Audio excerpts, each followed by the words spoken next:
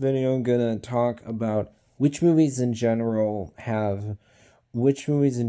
were events. I did a video talking about which multiverse movies were an event compared to ones that are not.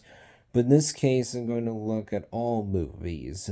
So, for one, Avengers Endgame was absolutely an event when it came out. So many people saw it either opening night, opening weekend. It made a ton of money. It closed out the Infinity Saga in such a satisfying way and pulled off something that was unprecedented in cinematic history, paying off a set of movies so well. Paid off over 20 movies, were 20 movies or over 20 of them worth of setup, which is really impressive. Also, before that, The Avengers was an event when it came out back in 2012. Because keep in mind, no one had seen a superhero crossover like that before. It hadn't been done at that scale. So it was a big deal. And as I talked about in the other videos, Spider-Man No Way Home and the two Spider-Verse films, an event. But also, Jurassic World was an event because that was the Jurassic Park franchise coming back to the big screen after over 10 years. So there was a lot of excitement for that movie. Also, think about this: Star Wars The Phantom Menace and The Force Awakens were both events. And The Phantom Menace was Star Wars coming back after the original trilogy, coming back to the big screen for the first time in over 10 years. So there was a lot of hype, but then, of course, the movie turned out to be a big disappointment.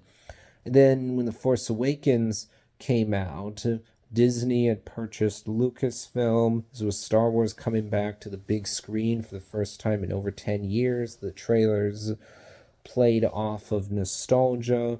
So there was so much excitement. So many people went out to see that movie on the big screen.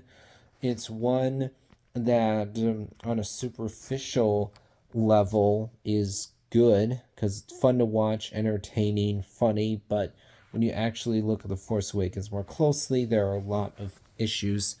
But it definitely was one that people were very excited, anticipating seeing on the big screen. And you also have the Lord of the Rings Return of the King. That was an event when it came out because back during those times, we weren't getting that many sci-fi fantasy films. This was before we were getting a ton of comic book films.